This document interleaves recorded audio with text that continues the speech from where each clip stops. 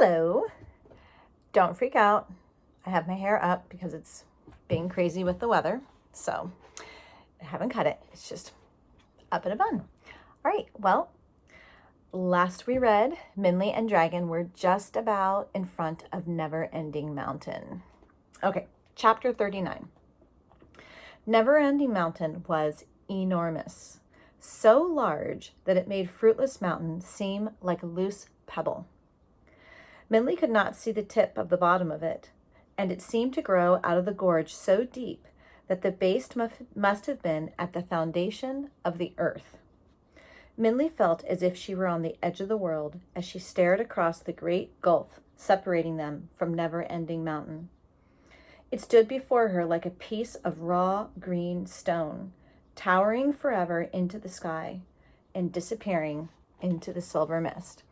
And just like we've been talking about, really work on visualizing. It's really going to help you remember the story. And that's the main part of comprehension, is knowing what you're reading and thinking about what you're reading. All right. There it is, Dafu said. Never-Ending Mountain. I bet the old man of the moon does live up there, Afu said. The top of this mountain must reach the moon. How do we get up there? Minley asked. She was starting to feel dizzy from staring upward so long. The dragon looked chagrined.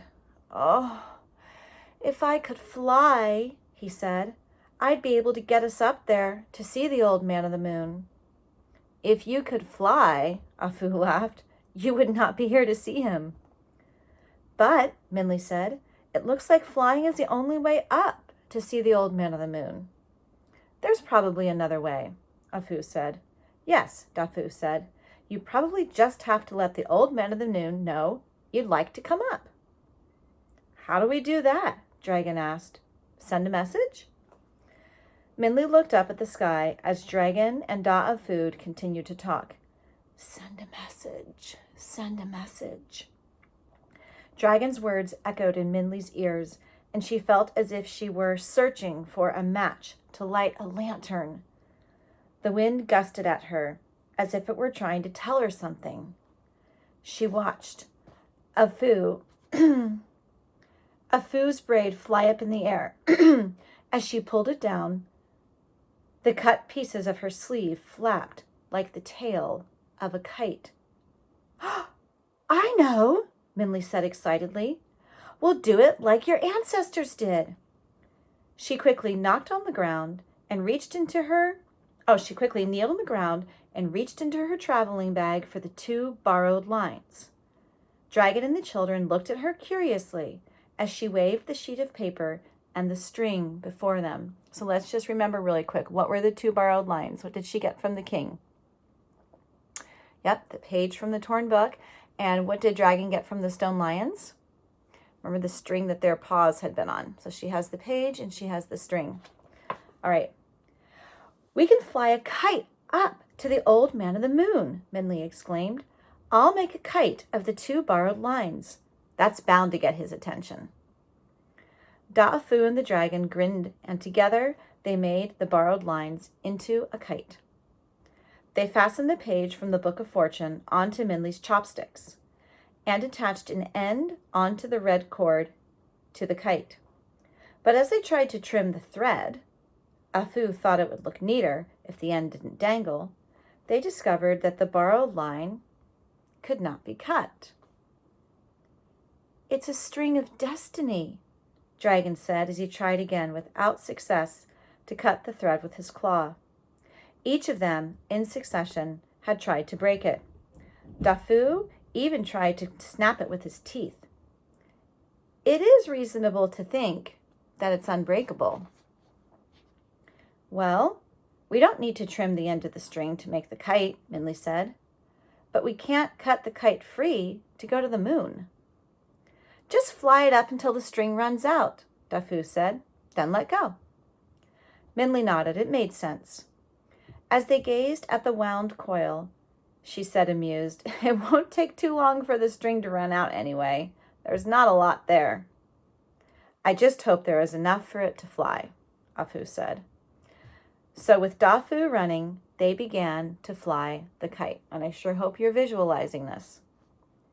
As the kite rose higher and higher, Minli watched the coil of string in her hand. Is the string running out yet? Each asked over and over again. But Minli shook her head every time. The thread seemed to endlessly unwind.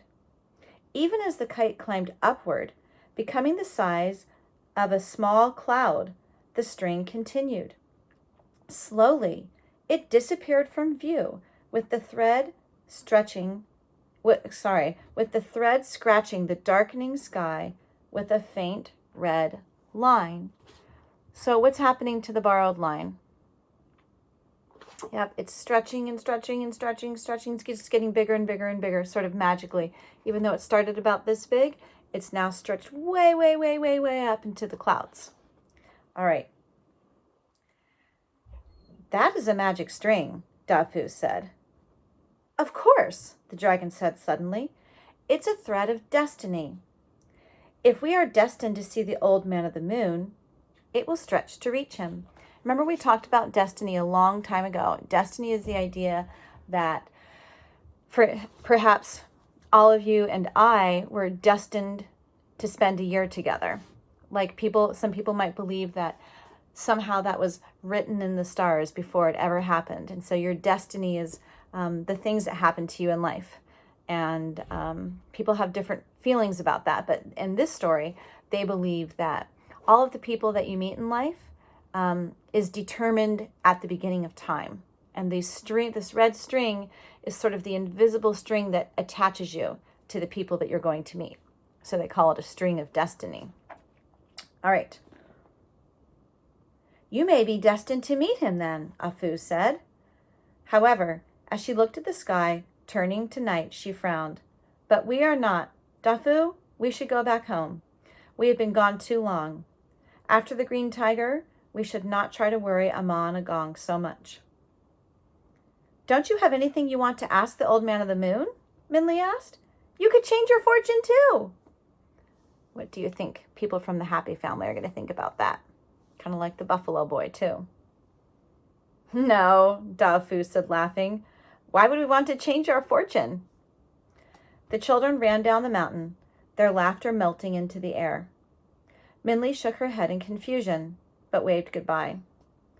As Minli watched them turn into figures of shadows, seeming to dance toward their home and village, she thought of her own Ma and Ba, waiting for her in her home, far away. And as the sky deepened like brewing tea, Minli and the dragon looked in silence at the red line reaching to the heavens.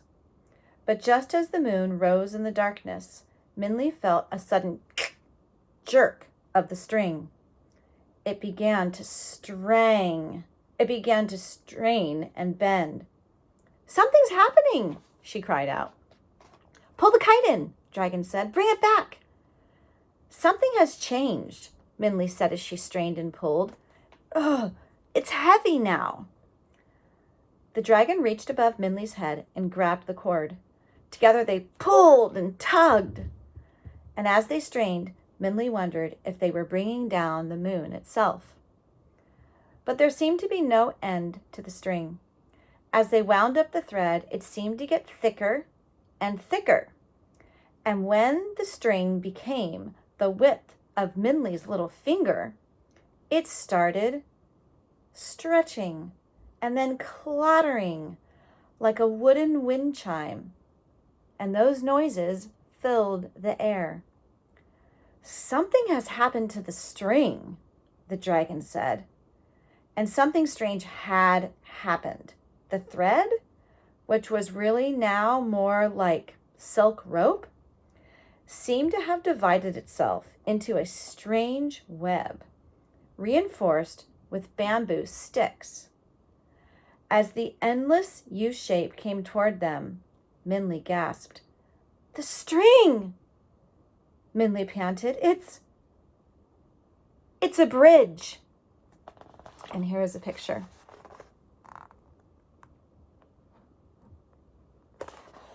And that, my friends, is the end of the chapter and the end of our time. Until next time.